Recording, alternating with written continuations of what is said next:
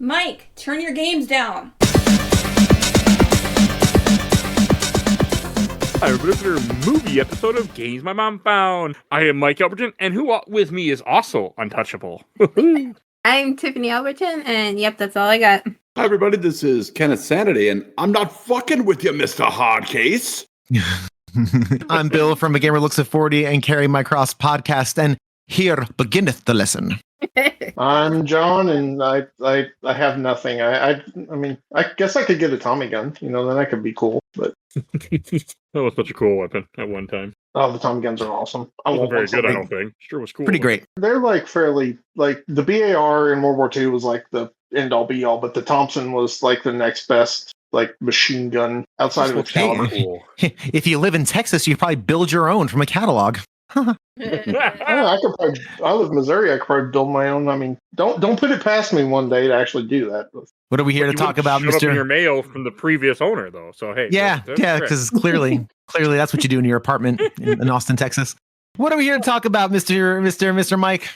We are here to talk about The Untouchables, directed by Brian D. Palma, screenplay by David Mamet, and came out in 1987. Hey, the year I was born. Hey. I think that's the year my cousin was born too. So I always start off memories. I have seen this movie before. Didn't remember much about it, but I know I saw it at least once. Tiffany. Mike's dying over here. That's fine. I remember like knowing about it, but I've never seen it. I'm pretty sure my dad probably had because this was just right up his alley. Yep. Ken. I've seen this movie so many times. So many times. This was a movie that I caught probably before I turned 10. I think it was a movie my dad liked. And I just caught it one day while he was watching it. And I was like, oh, this is awesome. And then I saw the video game for the NES came out. And I said, oh, this is awesome. It wasn't awesome. But like what's your definition of awesome?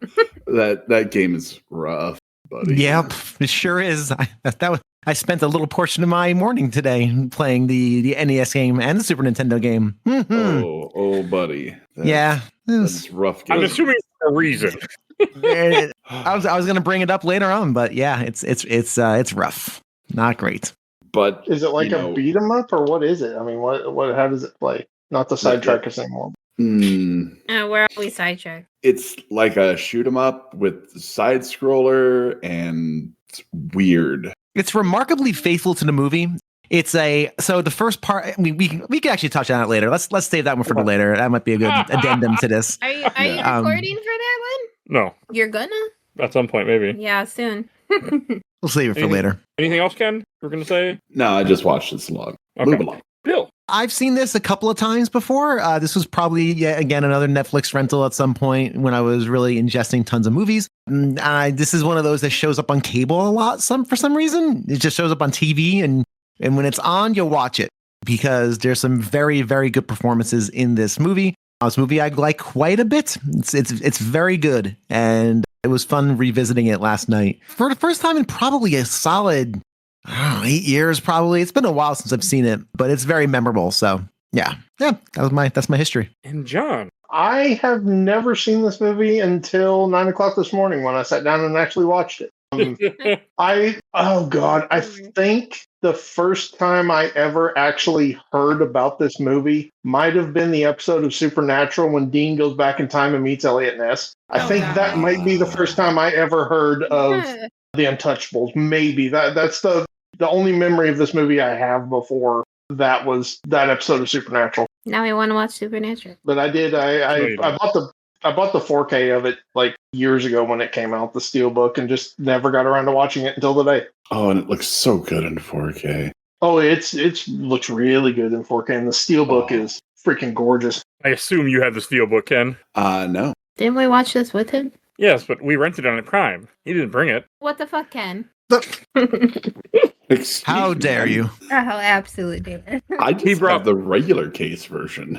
Oh, but you have. Oh, of course you have 4K. Of course I have it. Come on. 4K is for the movies that I absolutely love, and that's why I have this on 4K. But I didn't plan on bringing this, so I didn't. You knew I was going to watch it anyway, so you weren't trying to force me to. An extra $5 for that oversized bake. If I'm going to force you to watch movies, I'm going to force you to watch movies that I want to watch. Yes, And then you would and you never watch. clearly don't want to, because that's Yes, fun. there were two. There Yeah. were two. But that's a whole nother conversation. Neither here nor there. And I do like saying that phrase, okay? It's a good phrase. It's a Mike phrase.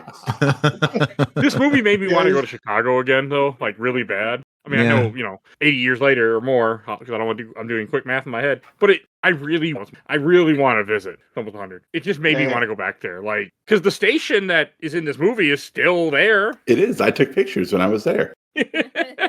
I live close enough to Chicago to be like, I never want to go to Chicago. Except maybe to see that submarine that they captured in World War II because it's in Chicago. Yep. That is cool. I've been in That's that. an awesome I just- thing.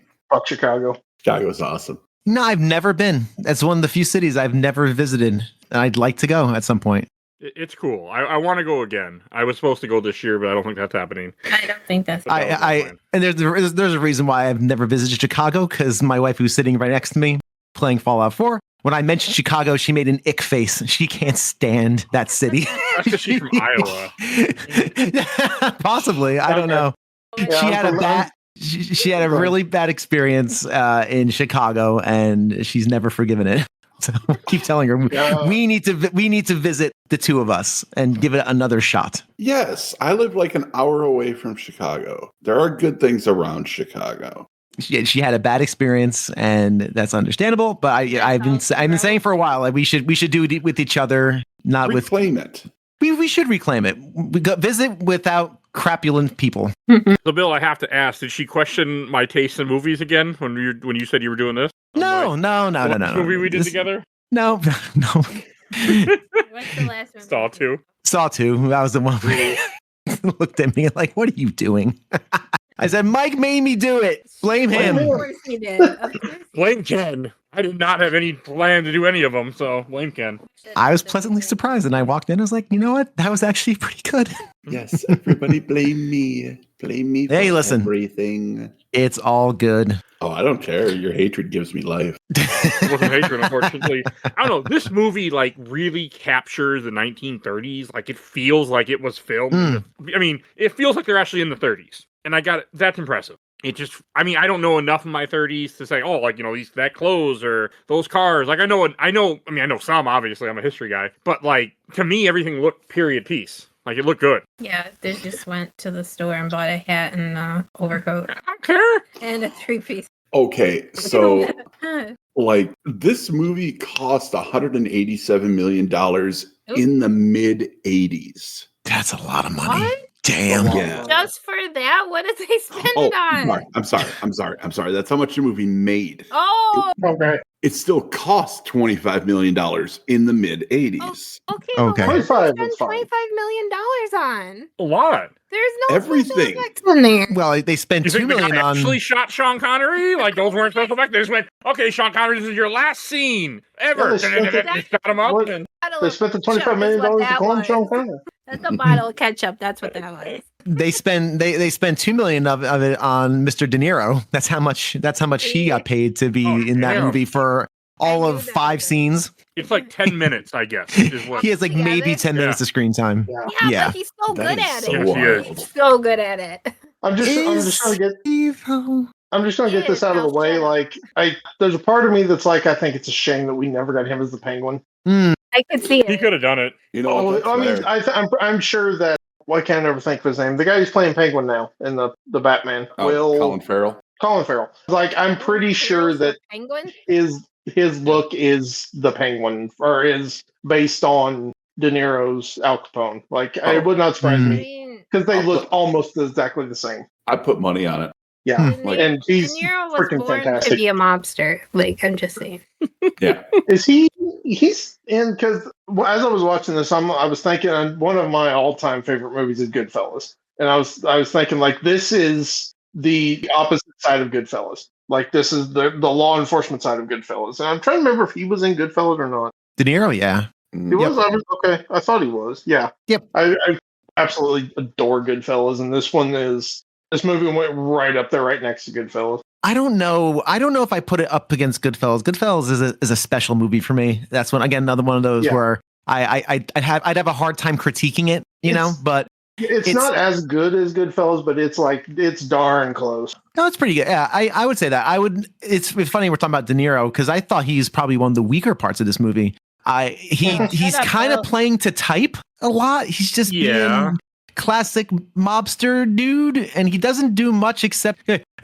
I don't know. I didn't love his portrayal. I didn't think he had enough to do in this. But again, the movie's not really about De Niro. It's not really about Al Capone. It's not a Capone movie. It's an Elliott Ness Untouchables movie.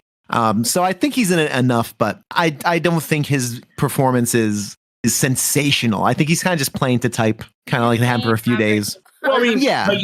He was mimicking Al Capone based on what they had. Yeah. And I guess he was in character all the time, too.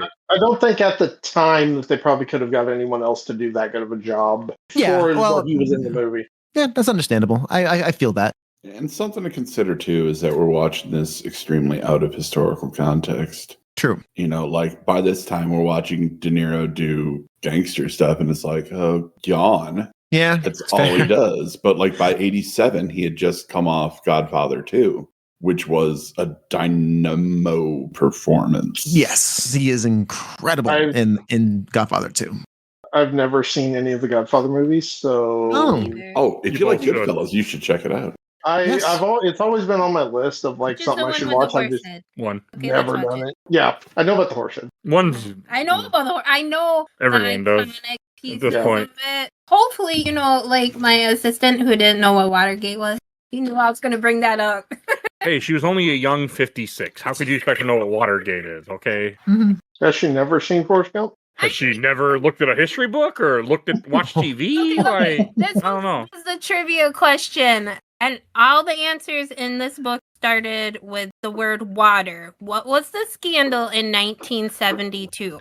And she didn't know it. She said, I was only 2. I'm like, what? I wasn't even born yet. Yeah, it's a legendary moment, like Al Capone. Fixated on it. People, well, if you say Al Capone, they're probably gonna know who he is. Like I know when we were in Chicago, like we stopped at some like little gift shops, and they had Al Capone stuff there because of course they did. Like, of course they did. It's just he's just one of those figures from history that you know who he is. You might not know that he died because of syphilis, but you'll know who he is. I did until you told. Ken told us. Oh, but thank you. I knew it too. I needed to know that. Thank you. Well, yeah, that's what happens when you don't use protection. Al Capone got to show us too. So.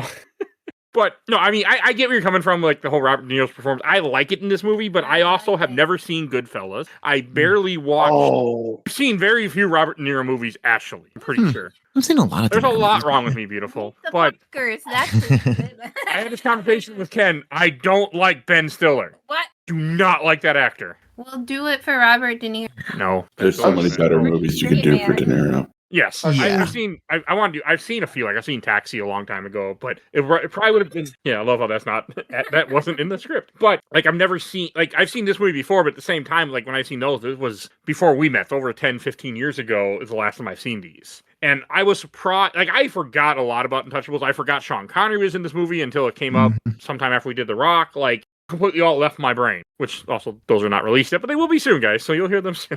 I forgot this is Patreon. This comes out sooner. But like, so I think that was something that's kind of interesting. Like when I watched this couple last week, it felt like a brand new experience. I had no memory. Yeah. And man, I was surprised because I knew I would like this movie, but I was surprised how much fun I had with this film, especially having the guy next to me that could answer any questions I had too. That was nice. Yeah, it was. You got the Ken special experience. Very nice. Film school. That's me. I don't guess I've seen many De Niro movies, but like I've seen the big ones outside of Godfather, apparently, because I'm looking through like his movies. Awakening. May I just take this opportunity to remind everybody that they should watch King of Comedy? It's great, and I'll take any opportunity to tell people.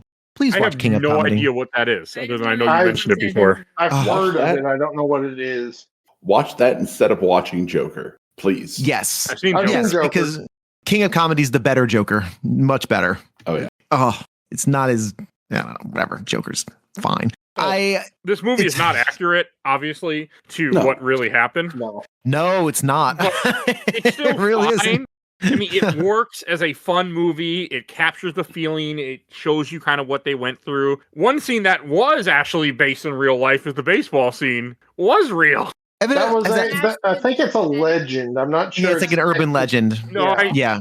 Okay, I think it might actually be like there were. Yeah, I think there were people that said that it happened. He's gonna. There were two people that were supposed to kill him, that wanted to kill him. He invited them to a dinner, and then he decided to smash their heads in. Oh. Yeah, sounds about right. There are reports that say that happened with a baseball bat. There are reports that say it was somebody else who did it. You know, history is all a big game of he said, she said. So For sure. Sounds like It makes for a cracking scene, though. That is a no pun intended, I assume. none whatsoever. I would never stoop to such levels. Kidding. Of course I would. It's a good scene. I mean, the way the blood pools out from him, like yeah, it's tough. I mean, they could have did it a little. This is 87, okay? You just watch so many horror movies and you expect it to be. This is the 80s. The horror movies weren't as violent as they get later on. He wouldn't have had a skull at all if he was being bashed. Yeah, but I don't know what rating this movie got. Oh, this is definitely an R. I mean, okay. He panned away fast enough that you couldn't tell. Yeah, but they were probably worried that if it was too violent, people wouldn't. This was the 80s, though. R Had the F word in in the it, so. 80s. Remember, Jaws was like, what, PG? PG-13? PG-13 didn't exist yet, right? PG. I know we had this No. PG many times. Mhm. Was it? What was it? Was it one of the Indiana Jones? Was like one of the first Temple of Doom. 13 movies. Temple of Doom. Okay, there's another one too. There was two movies back to back that kind of kicked the PG-13 rating off. I can't remember the other one. I'm pretty sure Ken, you we had had an a- episode about it. That doesn't mean I remember what it is, but I know we have. Ken, you had a great quote about Kevin, or a great comment about Kevin Costner when we watched this in person. What, that he's boring? Yes. Yeah. Be nice to my Kevin Costner, you jerk. Oh All right. yeah, I will. Hold I will. up. I will fight you on Kevin Costner. I love Kevin Costner. I'm gonna explain this real nice and easy. All right. Kevin Costner is boring in most movies he's in. He is. Yes. I'm sorry. And that's because he's supposed to be the everyman. He's not a superhero in movies where he's the lead. Okay, like Field of Dreams, good movie. I think we can all agree. Sure. We can all agree. But he's the bland part of the movie. And he has to be. Because all of his movies are everybody else that surrounds is just so much bigger than life. And you can't have all of that energy all the time. You need a Kevin Costner to just be like, oh, hello, I'm Kevin Costner. Like Kevin Costner is a I'm not sorry, go ahead. besmirching him. I am not besmirching him. I love some Kevin Costner. Like I remember this was a Patreon vote, correct? Yes, this was tied, but yes. Yes, and it was very difficult to choose because there were a lot of good Kevin Costner movies there. Mhm. And like he's a good actor, but he doesn't have a lot of range. He's an anchor. He's a real, and I mean that in the best possible way because he anchors a movie. He's reliable and he knows what he's doing. I agree. He can be rather boring. He's kind of like the Ritz Cracker of actors. No. But everyone likes a Ritz Cracker. Like, who's going to say no to a Ritz Cracker? If I show up to your house with a thing of Ritz Crackers, you're going to say, sure, why not? I'll have a Ritz Cracker. It's the bedrock of your charcuterie plate. Like, it's a Ritz Cracker, but no one's going out of their way. The Ritz Cracker is never going to shine above everything else in front of it. It's just there, and it's good. I like a good Ritz Cracker. See, and if he hadn't won Oscars, I would agree with you. But Again, what did he win? Yes, fair. I guess that's Wait, fair. what But did he win an Oscar for? I'm trying to remember what he with won. Wolves, right? Oh, that's right. Yeah, that's right. I Yeah, he know, did win it. He did. I win know it him for- mostly from I've seen him in a lot of stuff, but like the big thing I know him from Yellowstone, where he kind of balances. Sure. I guess almost kind heard of of balances both of those ideals, where like he is like a very big character, but he's also the one that's kind of like guiding some of the others, I guess you would say. Like that's the big thing that I know him from is Yellowstone, because I've seen Yellowstone You know multiple what? times. To put this in Games by Mouth on terms, he's a lighthouse. Ah, I don't get it. I know. He's the Bioshock Yeah. lighthouse in every Yeah. reality. In every reality, there's a Kevin Costner. Yeah. It's a constant. There's always a Kevin Costner, but it never changes. It's always just the Kevin Costner in all the other realities. It's Look, like the if you- linchpin that the if you- realities rely upon. Kinda. That's okay. Okay. Yeah. Hey, and you know what? I don't think I've ever seen Dance with Wolves, so I don't remember. I don't know that movie. I've seen parts My of way. it. What is wrong I've never with you seen. guys? I've never 3 really. I hours don't think long. I've That's seen what's it. wrong with it. It's Is it 3? Yeah. See, fine. that's probably what. You That's watched probably why. Titanic with me, and I bet Bill's Not by watched choice. I've seen That's my Titanic. choice, It's baby. fine. Yeah, so what's the difference between that 3 hours and You haven't given me 3 hours? For some reason, Panic I theater. don't know why. I always, because I was just sitting here, I was like, yeah, Kevin Costner. I always get Kevin Costner and Mel Gibson like mixed Confused? up Hey, now, in the That's an Patriot. insult to Costner. It's only for the Patriot. That's the only. I always think Kevin Costner was in the Patriot, but it is Mel No. Gibson. I'm like, why is it? That is 'Cause, fair. like, the Patriot's fantastic, but It is probably the least dynamic of Mel Gibson's roles. yeah, Sure. So, no, that makes sense. You could absolutely Yeah. plug Kevin Costner in there and it wouldn't change much. Exactly. Kevin again, Costner as the I'm Bioshock not- Infinite Lighthouse is very funny to me. I'm I not like saying that that it's a bad thing. No, I'm not either. I'm not besmirching Kevin Costner. And He's it works so well here. yes. even does. in the movie that he made himself, the Horizon was an American something or other that came out a few years ago. Was supposed to be a series. They still haven't released the other ones, and I'm still mad about it because I would love to see them. He is like the character in there that you kind of, as you're watching his stuff, you're like, I wouldn't mind getting back to see what all the other people you're in this movie are doing. Like, and he's the main character, and it's his movie. He wrote it, directed it, and even there, he's still the second fiddle. He just kind of plays that role, but Yeah. plays it good. I like God, him I in wish they would movies. release. I wish they would release the rest of those movies. I want to see him so bad. He Didn't works the well in first this. one just bomb though? It did, and it's sad because I very much enjoyed it. And the next one was supposed to be released like the next month because it's already filmed, and they haven't said. I haven't heard anything in like 2 years, and it Is it sucks WB? about Paramount. Oh, hey, at least you're a little lucky. If it's WB, it would have already been written off for a tax cut. So, hey, Like they're throw it in the they're fire up. like apparently still working on them, but they've just never released the second one that was supposed to be a month after the first one came out was when it was supposed to release. They just never did. Sean Connery is really good in this movie. You mean Boy, oh playing boy, Sean he Connery? is. He is really good. I can listen. I just like that man. It's fine. He He's don't need supposed to to. be British. He's James Bond. I don't give a shit what he can do whatever he wants. In that movie, Yeah, he plays one character in different forms. he plays Sean Connery. Hey, at least He's a bad actor. he didn't have an Irish accent when he was supposed to be Spanish. Okay, there's that in this. No, I know, but he doesn't when he's supposed to be Spanish either. Doesn't have a Spanish accent. So hey, I'm Highlander. I don't know, I just like him. I mean, but again, he's Bond for me. So. And I like when I got to see him in this movie after I was told, I was like still kind of shocked. Like his role in this movie is so good. It is good though. Yeah.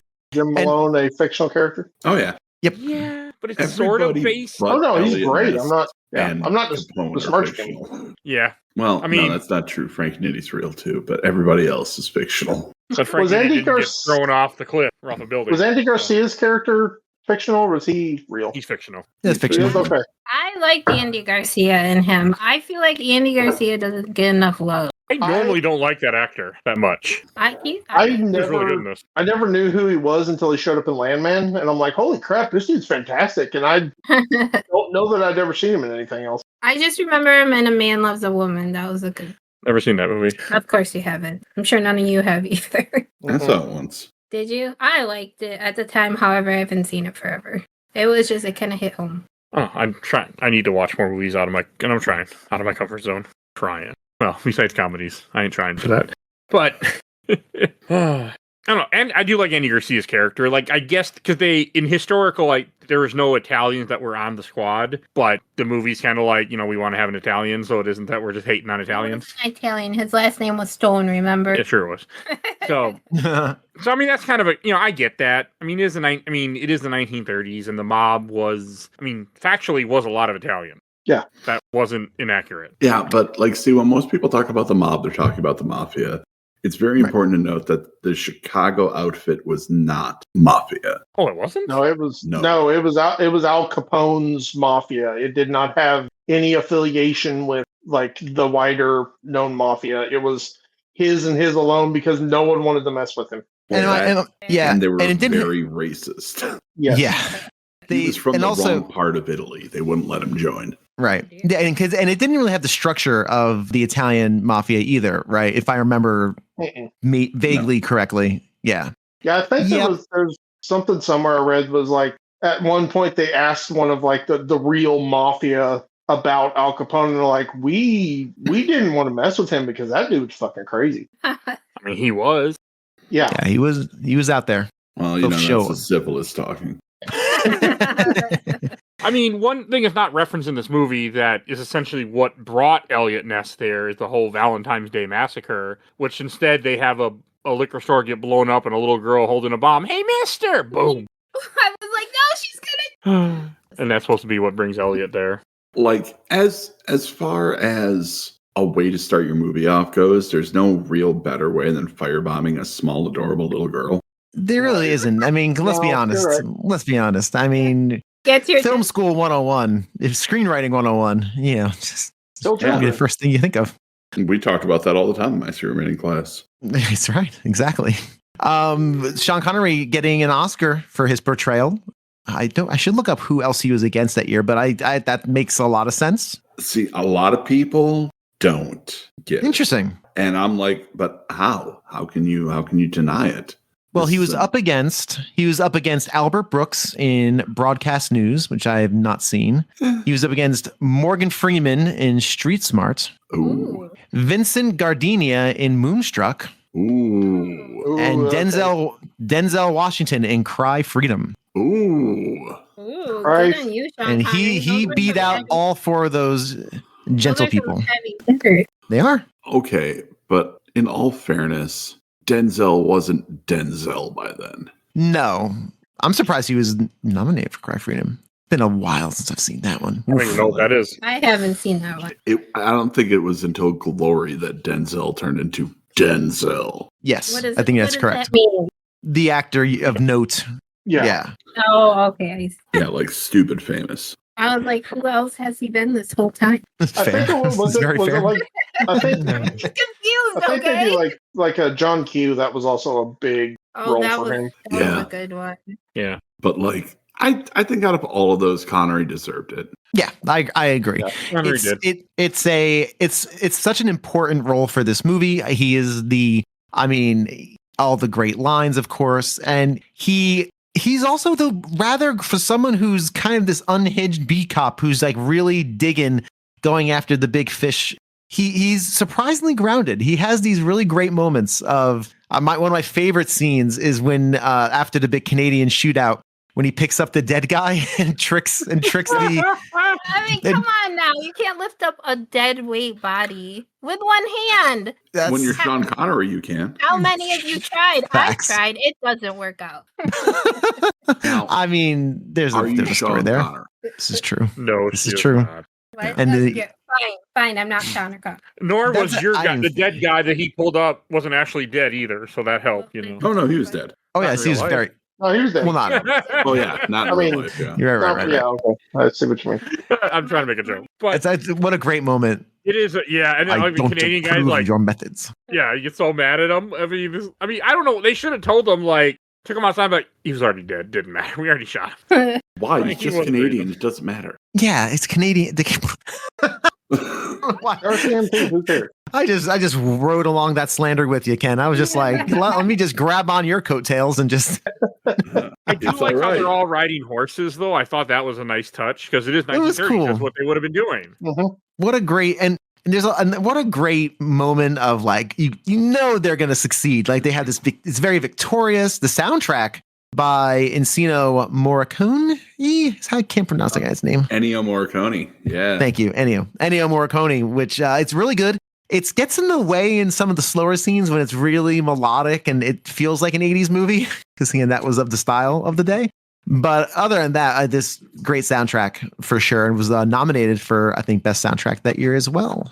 He's kind of against Mount Found Maid's Day. He did the soundtrack for The Thing. Yes, he did. Oh, so really? good. That's The thing is, that's a good movie. a movie we need to review. It might not be John Carpenter's best movie, but it is up there. It's a good It's movie. up there. It's up there. Like he was Oh, real sorry. big in the spaghetti western scene too. Yep. Back Which I do in not care the for. late 60s, early 70s. Like he's so good. I So like good. westerns. Spaghetti westerns are a bit different. Yeah, but I mean, come on, the good, the bad, and the ugly. Oh, the good, the bad, the ugly is fantastic. Like that's Yeah. I would not. Sensational. Yeah. And that soundtrack. Oh Mm. boy. So good. Yeah.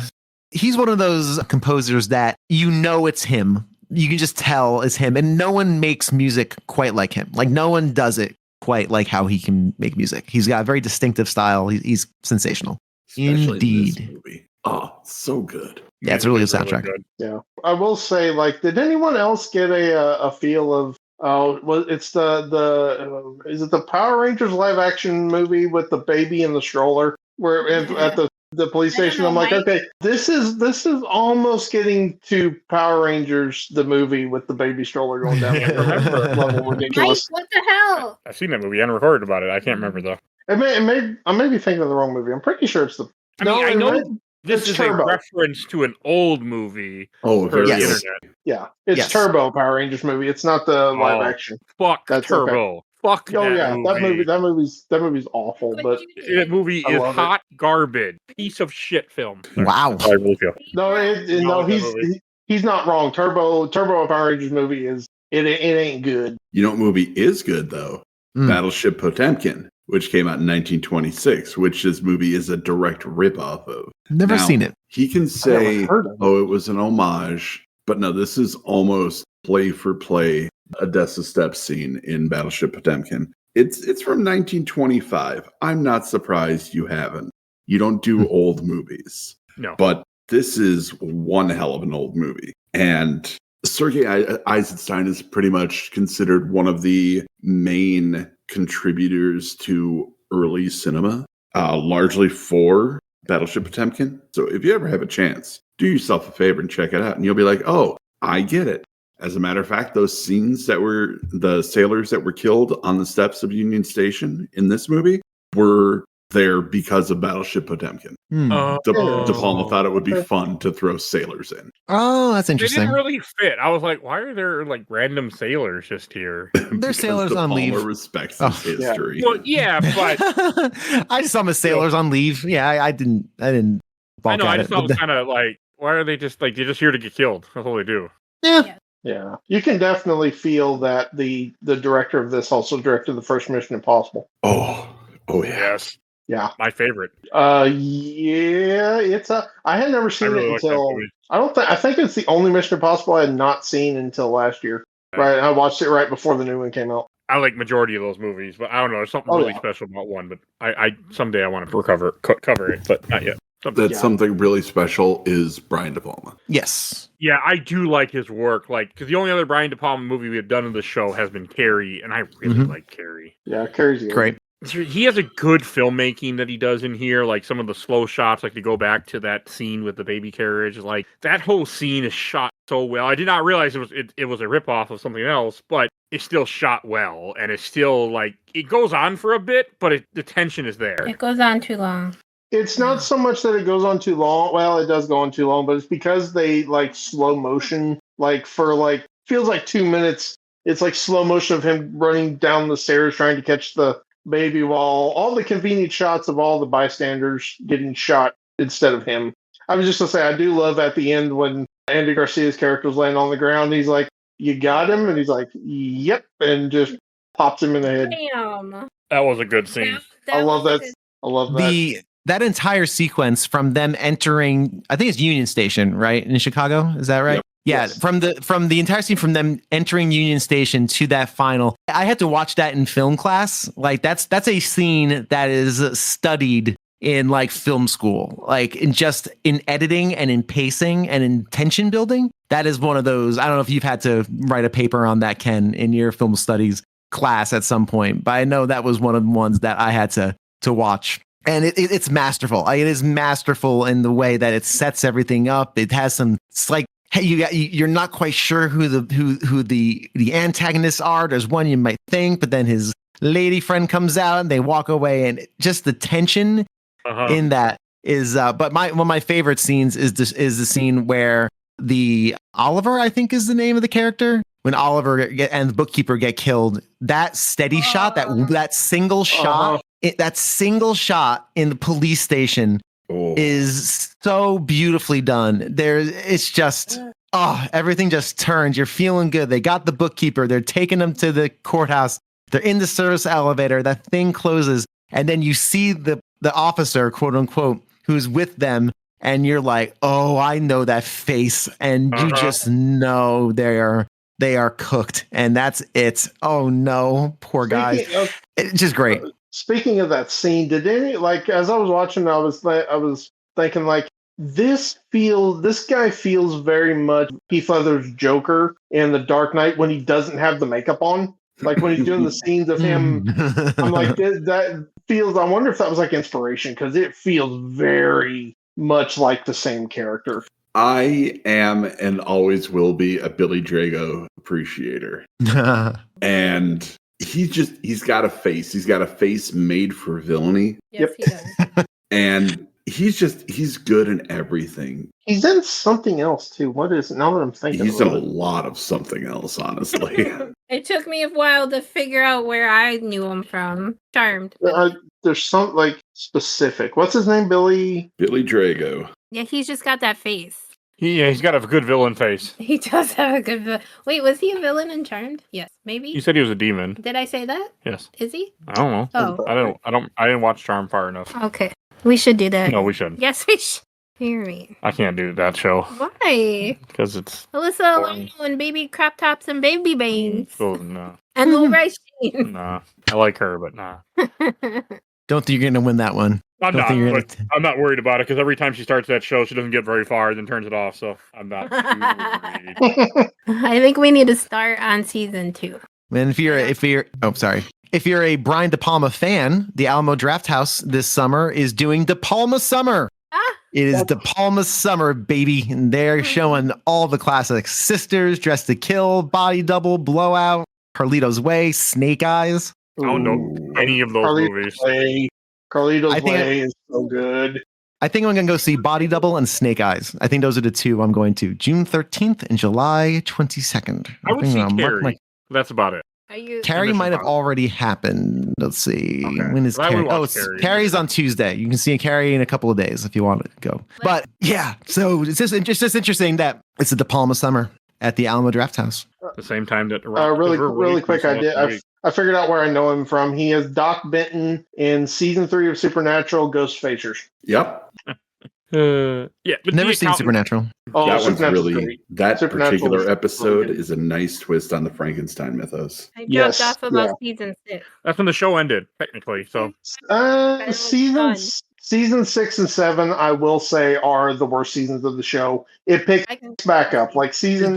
We got 9, to when the Leviathan started, and then we just turned it off. Season 7 is the Leviathans, and there's some gold in there, but the Leviathan it's only one, is hard to get through. Once you get through that, it picks back up, and my favorite episode of the entire show is in, I think, season 13. I think it's called Baby. It is the best episode of the entire show, in my opinion. Yeah, that show is too long. I don't like really long shows. Ian has a kid? No, you're talking about the car baby. Yeah, I'm talking about the one that is the entire episode is from the perspective of inside the Impala. Ooh, that sounds. It is, I think, the best episode of the entire show. That's the episode's a masterpiece. I don't know if that says a lot. People do love that show. I love Supernatural. I've seen every season a couple of times. I've been thinking about going back through it again. It's too much commitment. I haven't seen the later seasons recently. Another thing I want to mention with this movie, they do a good job of showing how corrupt the police force is. I mean, in historical, the mayor was corrupt too, so that was accurate. He bought him. So Capone was kind of the mayor. Actually, I mean, the mayor was kind of a puppet for Capone. Honestly, they touch on that in that interview scene at the beginning. Yeah. Yep. I mean, it's also I do like looking back at Prohibition when they we got to make it illegal, and it really never worked. It was the dumbest. It was dumb. Oh, yeah. Prohibition. I get it. Alcohol is a bad drug at times. It definitely can be, but it was just that cork was already open out of the bottle. You couldn't put it back in. So I don't know. Hey, gangsters made a lot of money off Prohibition though. I do love at the end of the movie when the guy asked Ness, so they keep talking about end of Prohibition. What are you going to do if they do it? And he goes, I'm probably going to get a drink. Yeah. And that's a really good character moment, even towards the end of the movie. Because what I love about Ness is, again, him just being the anchor of the movie, is that he's there to uphold the law. You don't have to agree with the law, but you have to uphold the law. And there's him holding the law as sacred is something that's very cool. And what I really enjoy about the movie is that it takes great lengths to paint him as a family man, as somebody who is sympathetic, who has a warm side.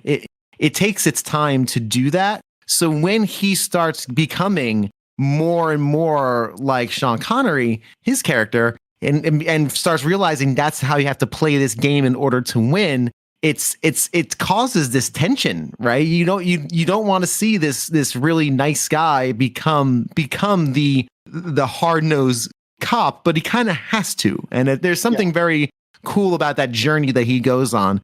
Lots of things happen to Elliott Ness in this movie that are kind of outside of his bounds and outside of his almost emotional pay grade, but he steps to the plate every single time, which makes him a very endearing character. There's a line in the trailer that is not in the movie, because I watched the trailer after I saw the movie, and it's a line of him. I think it was at the end when he was talking to the judge. They said that he said that the judge's name was in the ledger, and it looks like the line, and there's the scene is him going like, "I have broken every principle that I stood for. I have broken every law that I said I would never break to take down Al Capone." And that line is not in the movie. And That's a good line.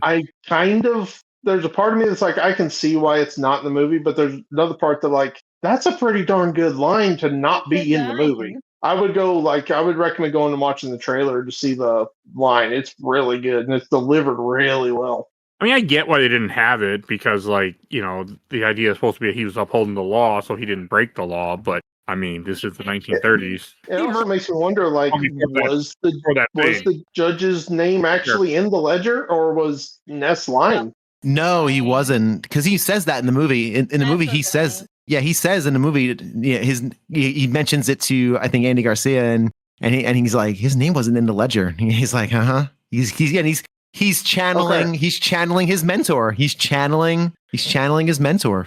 And because I heard him say, like, I told him his name was in the ledger, and I didn't hear him say that it actually wasn't. No, he didn't. They make a point to say it wasn't. It was not. Okay. But bad on that judge for not reading. Well, I guess you can't expect the judge to read the entire ledger. It's a lot of stuff in there. It's all coded. Also coded. It's coded, so I guess I can give him a pass. Everybody was corrupt in Chicago at this time. Yeah, and the judge probably was in the ledger, just didn't have the code for it yet. He wasn't in that ledger, but he was probably in another ledger somewhere. It was all corruption. Oh, Chicago was terrible at this time historically for corruption. I think a lot of places at this time were I think New York. Oh yeah, yeah, not great. New York stayed corrupted for a while though. It's still corrupt. Yeah. Money does, so. Oh, yeah. No, it was a long time that it had problems. But, I did like that. And what's your favorite scene of this movie? Sean Connery's death scene. Mm-hmm. It's such a De Palma scene, isn't it? It is, because, he made a big deal about the St. Jude medal. And, he's dying, and he's reaching his hand. And Ness is like, "Oh, your medal here." He puts it in his hand, and Malone's like, "Get that the fuck out of here. I don't want that. I want the train schedule." He's on this train. And boy, oh boy, the human body does not produce that much blood. But boy, it is very effective. The human body, it's only 8 pints or so inside of us, right? I mean, let's be honest. There's 8 gallons strewed about that apartment. But it was anime level blood. It really was. Yeah, it was. More than anime, this is Sam Peckinpah levels of blood. Yeah, that's... This is the one thing that really annoyed me about that, I wouldn't even say annoyed me, was the fact that he got the drop on the dude. He had the shotgun, and he didn't just blow him away. I feel like he would have just blown him away and not chased him out of the apartment. Especially given his feelings about Italians. Right. Very true. He was not a fan. No, not a fan. Not one bit. But it's a very effective death scene, and he gets that hero's passing, and it's tough. It's a toughie, but it's very, very, very well acted, very well shot, and again, all that first person, kind of that first person view as he's kind of going in. Again, that's just such a De Palma. And the split screen in the church. Oh, the split diopter. Yeah. Oh, so good. Could not remember the name of that damn thing, but thank you for reminding me. The split diopter. It's so effectively, so well used in that scene. They used that in Ness's house too, or where the three of them were meeting after the first bookkeeper was killed. Didn't they kind of use that there too? Yes, Yeah, I think you're right. There is plenty of split diopter use, and that is very much a De Palma trademark. Yep. Oh yes. Like everybody should love a split diopter because man, it just keeping both subjects in focus at the same time. It gives it like a comic book look, and it's so good. It's almost like a play. Like you get two people emoting in frame like that. It's really effective. It's an excellent device. It really is. Oh, I love it so much. Oh gosh, this movie, y'all. Good. It's really good. I walked away from it saying like, wow, that was good. That's some good stuff. It's got a lot going for it. Really happy it holds up. I wasn't sure. So about holding up. Here we go. I went on Reddit, which What? I never should have First done. mistake. It is. Right. Error one. But the film nerds were ripping this movie apart. Why? I don't get that. Don't know. What were they saying? These heinous people on Reddit. Oh my god, they were just like, "Oh, it's not even that good. Sean Connery ruins the movie." That's right. Ugh. How? I don't understand that logic or line of thinking. I mean, I did spend some time comparing Kevin Costner to a Ritz cracker, but I mean, I still admit this is a very, very, very good movie. It really is. I mean, it also feels like a film nerd should like this movie because it's well crafted. Okay, so this was from the True Film subreddit. Odd. Boy, oh boy. Yeah. How many pinkies are in that air? Oh my god. Yeah. Oh, it's average. The music didn't match the scenes most of the time. Oh my god. It was a different time. You have to understand things in context. That was I mean, I agree. I didn't think the music matched well again in those the more emotional scenes, but that's like 5% of the movie. The rest of the soundtrack's fantastic. Yeah, like I don't understand. And then they just start tearing down Brian De Palma, and I'm like, excuse me? Come on now. How can you tear him down? Did you put your 2 cents in, Ken? No. You no, were I smart. didn't. I don't engage with idiots. Yeah. I don't get it. I'm sure there are detractors out there, but I don't know. I walked away feeling good about Elliott Ness and his adventures. I had a good time. Oh, and of course, everybody bitching about how it didn't happen like that. Yeah, it's a movie. It's a Well, the movie movie- that's Not that based. kind of movie. It's a movie that's based off of a show that's based off of a book that was not a true life account of Elliott Ness. It was based off like notes that were written years after the fact. Like there was no way this is anything remotely similar to how it actually was. Elliott Ness didn't even have kids. No, he didn't. He adopted after he was done, I think, in the treasure in doing his treasury stuff. Oh, Yeah. that's I didn't know great. Yeah, it's So like But he has a daughter for artistic reasons, which I think is fine. It makes you feel humanizes more the for character. Yeah. Yep, it humanizes the character. It's great. I don't care that I'm a history guy. I don't care if it's not accurate. It's close enough to like the shit that was going on. he's faithful to his wife for emotional reasons. Not so much in real life. I mean, that's, In the 1930s, I think wasn't that part of the requirement of being a husband if you weren't faithful? It's the 30s, eh? especially when you're a police officer. I played Eleanor. Yeah. There's like stuff like that is like people, which I can see this one a little bit more, but like Chernobyl, if anyone's seen that, like there's a lot of like historical accuracy to that show. There's also a lot of stuff that they made for the show because it's a show. Like Right. it's a still good story. It gets the story of what happened through in the way that it has to be also entertaining. Because if it can be a documentary, but if it's not entertaining, you're not going to care. No. And that's like I'm a big Chernobyl buff. Like that interests me a lot. And even I was like, I'm pretty sure that never happened, but I don't care because this show is really good and it's getting the history that you need to know through. And like sometimes accuracy can get in the way of a show. Yeah, I agree. Historical fiction is exactly that. It's historical fiction. And What it ought to do is lead you to the real story, and As long as it's not that piece of crap Pearl Harbor that Michael Bay made. Yeah, well, that's we shan't be talking about that. And nobody voted for that movie, thankfully. Thank God. Yeah. Kevin Costner. No, it was in the Michael Bay poll, and nobody voted for it. So thank you, people. My dad went to see that movie, but he wouldn't go see Titanic. Mm-hmm. That Titanic's might not be a good movie. Don't like that might be his worst movie. I'm going to say that's probably his worst movie. Can't think of any. I would rather watch anything else he's made besides that. Hey, you get to watch Operation Epic Fury at some point, maybe, if that actually gets made. Yeah, I mean, he did 13 Hours. That's a good movie. One scene that makes me laugh in this movie, because I'm watching as we're talking, is when they're on the bridge and the accountant takes a sip of the alcohol that's pouring out of the barrel. Yeah, like that a lot. Punished. Like a horror movie. He gets killed later on. So yeah, pour one out for Oscar Wallace, man. Like, seriously. I loved him as a character. He's excellent. What a great character.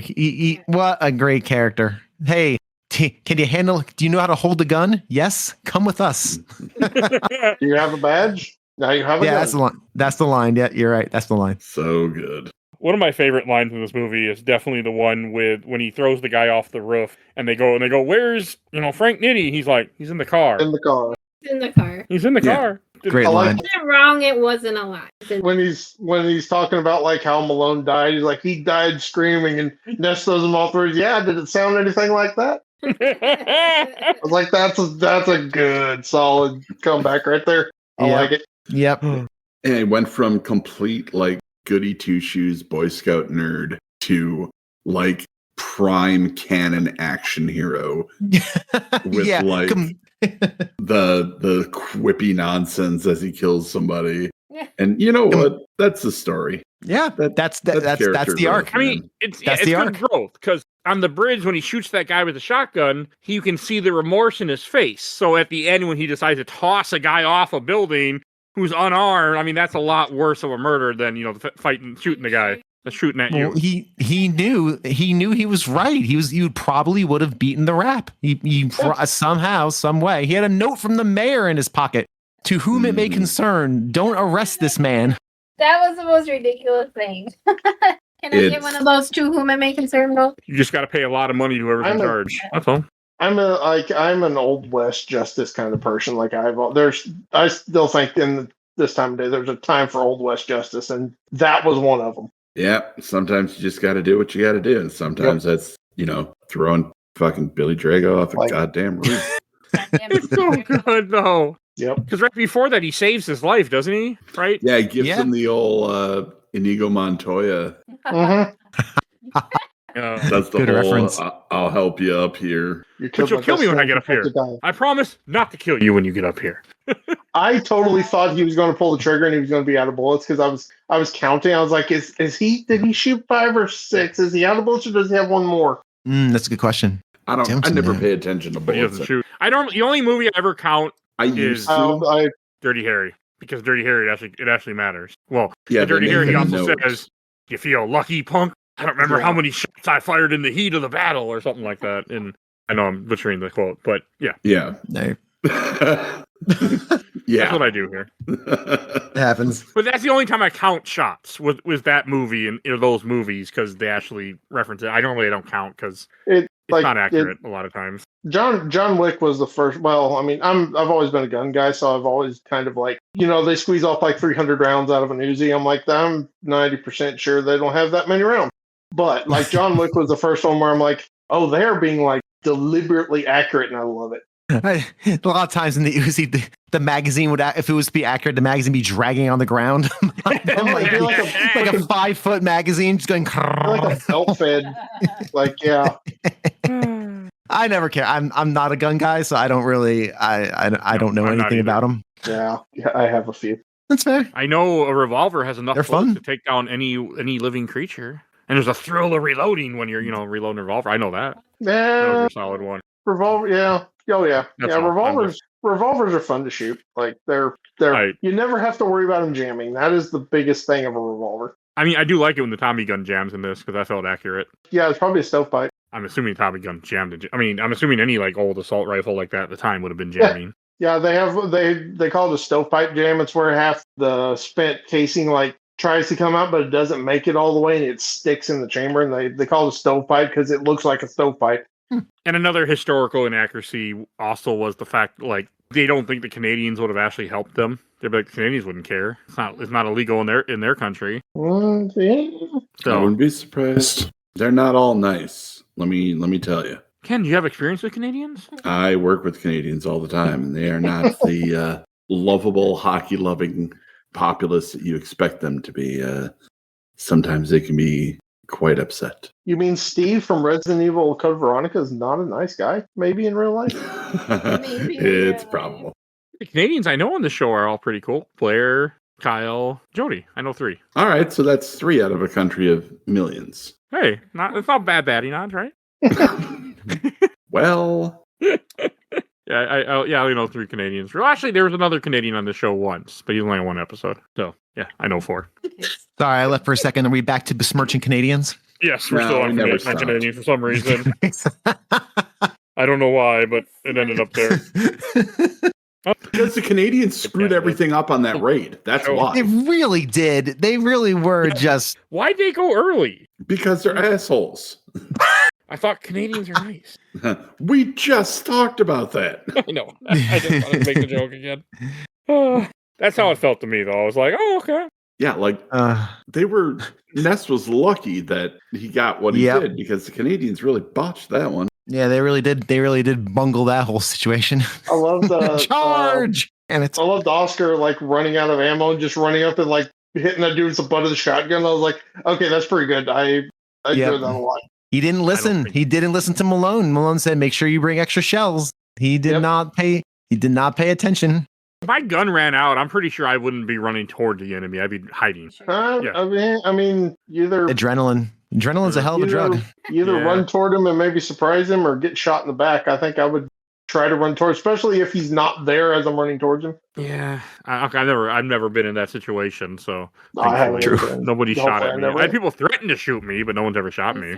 People, so more than once. Yes, but I piss off people. What can I say? I have that effect. It happens.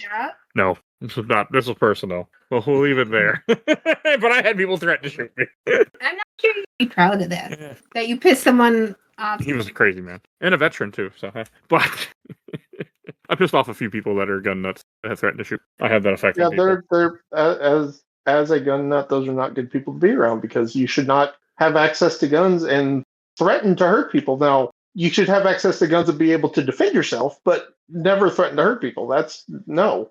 I was completely unarmed. I also don't own any guns, and they were aware of this. So just to put that there. No, That's even worse. So yes, but I do like the scene in this movie, like when you have what leads to Sean Connery getting killed, like when he beats up the police chief that's crooked as hell, like everybody else. Oh, Good scene. yeah, let's I talk totally- about that. Oh, I totally thought it was going to be a trap. Me, Like they were waiting in the his apartment for them to come for him. so this movie is the second movie I've watched this month that takes place in Chicago that has some great old man fighting, and I love it.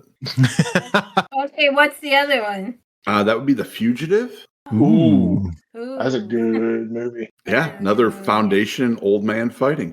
I kind of love that. I kind of love that. Is a genre I didn't know I wanted until you just mentioned it, sir. That sounds And- great. You know what? The fact that they take place in Chicago doesn't surprise me. Chicago, just people from Chicago don't take much shit, No, No. and they will fight you no matter how old you are. So, like, old men fighting in Chicago is absolutely a subgenre that we should study more as a people.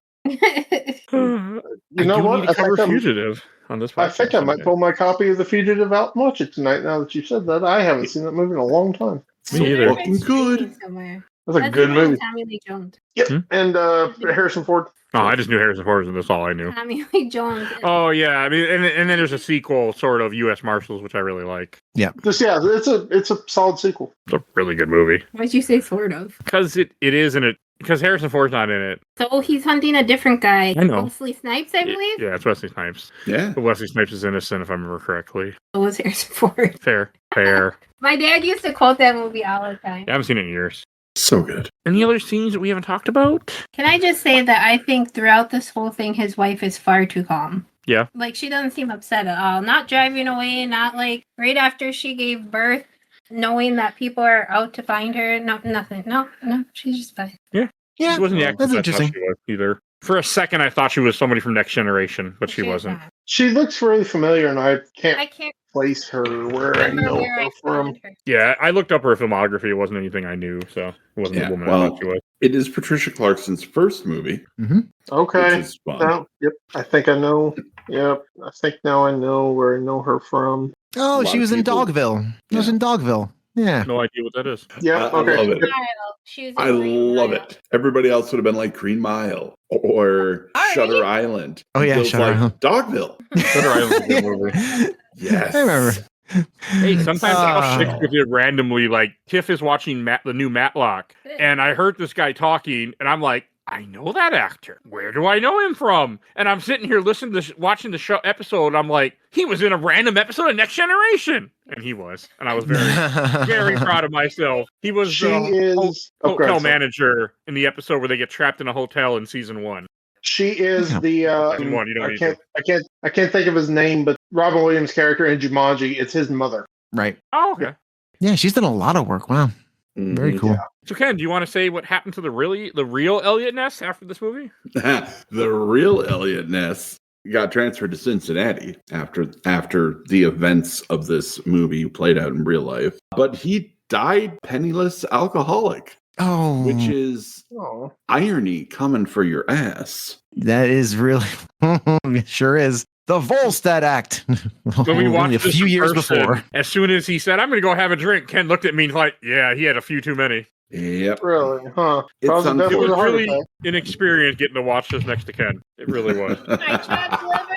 Yes. Rude. That's it. I'm leaving y'all All to right. yourself next time. You didn't have to sit on a train for 8 hours to get there, Tiff. I That's did. how much you love us. I know. But watching one of your favorite movies next to you is quite an experience. Oh Your favorite yeah. Ken. Yes. Um, Podcast maybe at this point. Yes, baby. I really, really like the scene when they do the raid on the post office. It was just the Oh, four yeah, of them talking about walking down through there with shotguns. I was like, I love that scene. It's really good. That is a Okay, good scene. so I do want to. What are you doing? I want to ask this regarding that scene, that the guy that says that when Todd talks to them when they come in, it's like, "Hey, that's no good. Hey, you can't be here." Was that like the worst dubbing in this movie? Might be. Like it felt Yeah. like it. It didn't feel like he was saying that. No, you might be right. He's a really bad actor. No, I also don't- thought that wasn't probably the guy who got brained with the baseball bat, was it? It was. Yeah, It was. That's what I thought. Okay. Yeah, they took his stuff, he got rewarded Okay. with a baseball bat. I Yeah, thought that it was his him, but punishment. then I couldn't quite tell. I love all the kiss asses in that scene too. Teamwork. Yeah. Love it. It's really good. Someone's getting it. and the Malone line after that. How do you think it feels now? Better or worse? It's just so good. That was pretty good. Great. It's so good.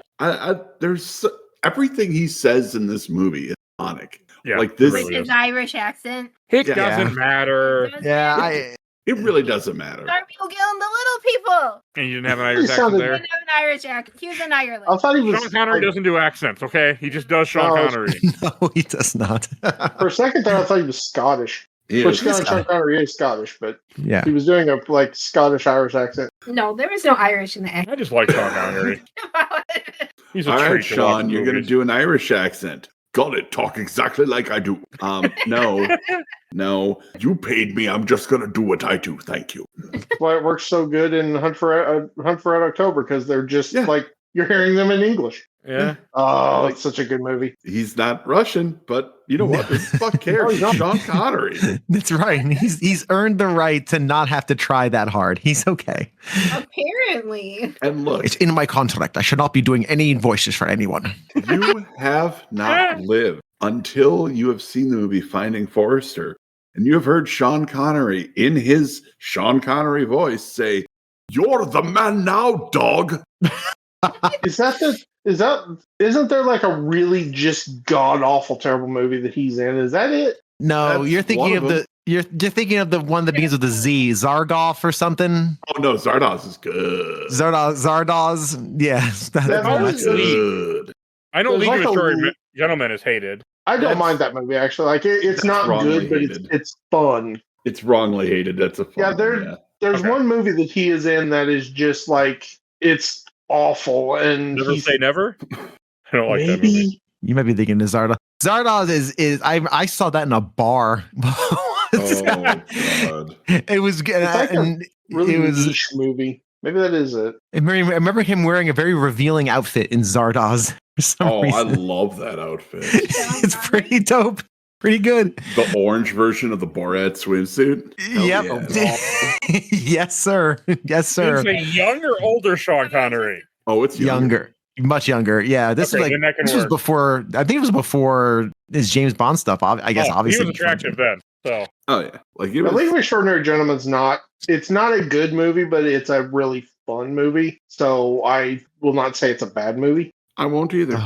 I haven't seen it ever all the way I- through. Do not mind that. We watched it for reaction stuff we were doing years ago. Oh, for a manual Last show. time- Yeah, it's the last time I watched it. I No, would- Finding Forrester has a good rating. Sir I Billy think I remember does liking not. Sir Billy, that's it. Yep, that's it. Yeah. Sir Billy is looks like a not great animated movie. Yep, that's it. And- I've heard that movie is heinous, and I kind of want to watch it. Yeah, I won't do that to myself. I love that. This is the movie, guy though. who owns how many copies of the Serbian film? Just two. Oh, All right. All right. I don't Just- deserve to be villainized. Yeah. Jesus. And then how many copies of Martyrs? 3. Ooh, I don't deserve I've- to be Martyrs, villainized. I've never seen Serbian film, and I don't think I will. I think that's a line too far. I've Yeah, I've same. heard too much about it, and I don't. Not crossing that. We've had this conversation, I think, on this show before. Yeah, many times. Yeah, I don't want you to cross that line either. I don't. You won't have a good time, Tiff. It's not for. Although I may watch Dogville again. I think I want to watch Dogville again. Why do I want to watch Dogville? quality? I remember being very befuddled by it, but it was a little early in my film studies life. I'd like to see it again with older eyes.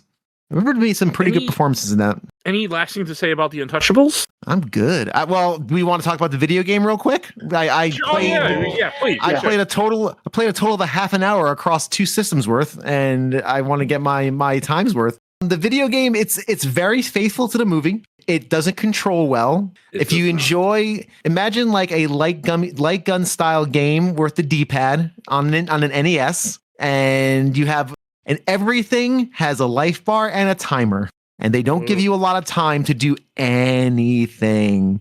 It's a combination of like light gun style, Hogan's Alley, shoot 'em up, and side scrolling shenanigans. I made it to the second stage, and that's about as far as I got. The Super Nintendo game is pretty much the same thing, only with the most ridiculous control scheme I've played in quite some time. You have in the Super Nintendo game where when you're in the alley doing the Hogan's Alley style shooting, you use the R and L buttons to go left and right in the alley, and it's a hide behind like barrels and boxes. And then you have one button for reload, one for shoot, the R and L, the D-pad is controlling the cursor. It is madness, my friends. Madness. And the side-scrolling sections are not much better because everything has a timer and a life bar, because we need both of those things in our games, evidently. Yeah, these are not fun experiences. The controls are also really floaty in the side-scrolling ones, and they shouldn't be. Like they don't feel good. The biggest problem in the side scrolling for the Nintendo, at least, was they have it's the warehouse scene where the boxes have little Canadian flags on them. Like, again, really accurate to the movie, but you can't just jump on boxes unless they're like, if the boxes are stacked on top of each other perfectly, you can't jump on them. You can only jump on them if there's like a little ledge between them. And your character does this weird skipping hop thing. It's a mess. It is a mess. Them games. But I decided to do some extra credit for today's recording. So I'm like, you know what? As soon as I saw there was a video game for the SNES and Super Nintendo, I'm like, I will look those up. You played that for today? Yes, Yeah. I played it for today's recording. Wow, Bill gets extra credit. I do. I get extra games my mom found the blooms for my. Because it just sounds awful. That game sounds awful. It does. It's rough. Not great. It's rough. I don't know if you remember this, Bill, but we have been talking on and off for years about doing this as one of your Tales from the Bargain Bin episodes. Like, No, we we were- talk about it and we never do it for the Was it- reasons that you're explaining. Yes, that's fair. Yeah, it's been on multiple either recordings or in the green rooms. Have we talked about Untouchables? I know we talked about Darkman. We Yeah. talked about Darkman. We talked about the Untouchables. Okay. Yeah. You should feel honored he played that horrible game for you with no reason. Hey, listen, you know what? I want to bring a little something extra to the show today. And because I evidently I'm awful at scheduling shows. I'm really good at thinking of ideas, but then actually doing the thing, I evidently fall short sometimes. Oh, no. all No, that's on both of us, man. Because you didn't want to do that either. I'm reading what you're wanted writing. to, but at the same time, I was like, I remember Really? these games very well. I don't know if I want to subject myself to that again. Even with emulator cheat codes, it's not a fun time because I Yeah, kept like- running out of time. It's like, come on. You guys I are making beat me this want to game. play it. I beat this Why? game back No, in the You're playing days. that It's without Did you NES. really? Good for Yeah. you. You're playing that without me. Of course I am. And I'll play it when I'm like, sitting in this chair. Well, I used to rent games for a week at a time. And like, Ooh. I didn't have a lot of games. Mhm. So when I got to rent a game, I played the absolute Christ hell out of it. Oh, week I- at a time sounds awesome. It was like 3 days at my rental place. Same. My rental place was 3 days, and we were only allowed to do it on the weekends. And yeah, 5 days is like a luxury. Oh, Was it Man. Blockbuster 5? It was. Hmm? It's been a long was time. Blockbuster 5? I didn't have a Blockbuster by me, so Oh, Me neither. And mine was the Powerhouse here in Kenosha. I had the movie palace, and the sad thing about the movie palace is the day I got my 360, just the console. I didn't get games with it.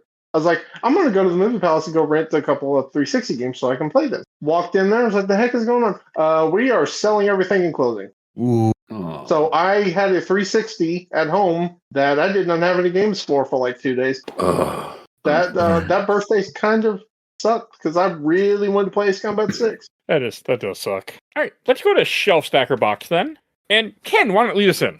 All right, I'm going to lead you in with a not shelf for this movie. I love Brian De Palma, and this is probably one of the most De Palma movies of this time period. Like, a lot of people will say, oh, Blowout's better. Oh, this movie's dumb. You know what? True Not Film accurate. Subreddit, you can suck my dick. This is a great damn movie. Why you want to know? I went looking up historical accuracy, and there was a link to why is the Untouchables considered so good. And I should have known. I should have known not to click it, but I did click it anyway. Sometimes you got to see the dark side. Sometimes to appreciate the light, you got to spend some time in the dark. And Yeah. Ultimately, I felt better about myself because I was like, you know what? I am not so stuck in my ways that I can't change my opinions. And I feel like these people are never going to see any joy in anything they watch. I think they Right. just consume media to say they consumed it, and that's not living. well said, sir. Well said. So shelf for me, 100%. Okay. Let's go. And John. Oh, this is definitely shelf. It is on my shelf. It was really good, really well acted. The story was good. Really enjoyed the movie. It's up there. Like Goodfellas is like the premium top of kind of mob style movies, and this is like probably next level down. Bill. I am going to shelf this as well. I was actually in between. I was like, should this be a stack? But there's too many quality things about this to take it away from the shelf. So yeah, I'm shelving it as well. Great movie. Enjoyed it, and I'd like to see it again. I would. That steelbook looks amazing. So I don't think that would be a bad addition to the collection for sure. Tiffany. This is going in the stack. No, I'm just kidding. It's going on the shelf. That's all I got. Okay. Yeah, hold on. You actually suffered through Tubi to watch this movie. I know. Oh, I got halfway through. That was it. You got more than halfway through before the internet decided to just completely shut down in our house. Oh. So that was nice. Booed me out, and I decided I didn't want to go click to fast forward it. Yeah, Tubi's fine, but it's got its special. I mean, it doesn't save your progress when the whole thing crashes. That's for sure. Oh, that sucks. Yeah. It was bad. I don't know what the hell happened last night on my internet. Happened today, too, while I was at work. And that was really nice because I work remote, so I was very pissed. And then I'll go last. I'm going to put this on the shelf also. I really had a good time with this movie. Like, this was great. I wanted to watch it twice on my Amazon Prime account because I rented it, but I just didn't have time. And I was going to watch it on Tubi, but I also didn't make time. So, but yeah, I really enjoyed it. Like, I've been watching it while we've been talking, and it's just fucking good movie. So, shelf. All right. I'm glad that Patreon, well, we had a tie for this and Mr. Brooks, which you'll hear at some point. Yeah. I got a few other things I want to get knocked out first, but that will be coming. Oh, and as excited as I was for this, I am so much more excited for Mr. Brooks. Yeah, I don't know anything about that movie, so that will be interesting. Keeping it That that sounds way. familiar. I ain't looking up shit. What are we looking up? Nothing. Yeah. Oh. Don't try to go in blind to Mr. Brooks. You'll be pleasantly surprised. That's the plan. I try to do it with most movies that we do in this podcast. I try to go in as blind as I can. It's just my way of doing things. You know, I might watch that tonight. All right, and then we should go to plug. Bill, where we'll find you at? As always, the Gamer Looks at 40 and Carry My Cross podcast. Be sure to check those various projects out. And yeah, check them out. They're good times to be had by all. I'm running out of ways to plug this show, so just check it out if you haven't. They're good times. Hey, and you get to update your tally for how many guest appearances you had now. Yes, if you go to my website, I can update the tally. I'm at like 130 something episodes of this fine program. Oh, wow. Last I checked. Yes, if you go to gamerlooksat40.com and there's a link to guest appearances, there is a Spotify playlist with all of my games my mom found appearances. So if you desperately need to hear me on I gotta look at the Spotify. It's like something like some incredible amount of hours, like 200 something hours worth of me blathering on this show. So I've got to be getting close to like 20. Yeah. Well, I did all those MCU movies. That's where it's and then that's we just where stopped it comes in. because I just lost. Yeah, we literally just stopped. 228 hours. Good God. I appreciate it. Hey man, it's been fun and it continues to be fun. So yeah, only like 6 more episodes and it'll tied the actually amount of episode I did for a Gamer Looks at 40 mainline episodes at least. So yeah, challenge accepted and shall be succeeded. I'm sure this year. So yeah, maybe man. a couple months if you let me. So, yeah. Fair enough. It ain't hard to do. I already got multiple movies I want us all to do. So yeah. Boom. Right. And if you enjoyed this episode, there are over 1,000 other episodes of this podcast. Everything we do can be found on Podbean. If you want to hear our one other Kevin Costner movie, they'll be in the show notes, Hidden Figures. So check that out. We need to do more. Weren't in there. Yes, he was, but that's a good movie. And if you want to support the show, we have a Patreon. Little dog vote in our Patreon poll. We have 1 to 2 polls, 2 polls a month currently. Should be this. Well, this one for sure is 2 polls. So when you're hearing this, they're still up. If you're hearing this one that comes out, and if you donate $10 or more, I'll plug your podcast YouTube every episode I make during the month, which I make a shit ton.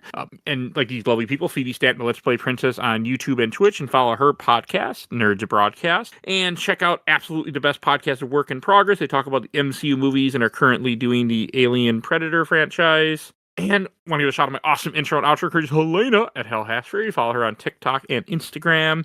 And please join our Discord. If you want to be on the show, you want to suggest things for the show, join the Discord. You'll see a link in the show notes. And please follow us on Facebook, Instagram, Threads, Blue Sky, YouTube, audio only, and rate and reviews for Get Your Podcast. I think that's everything I need to say. So we will see you guys all next time. Bye, everybody. Bye. Yeah, bye. Come on.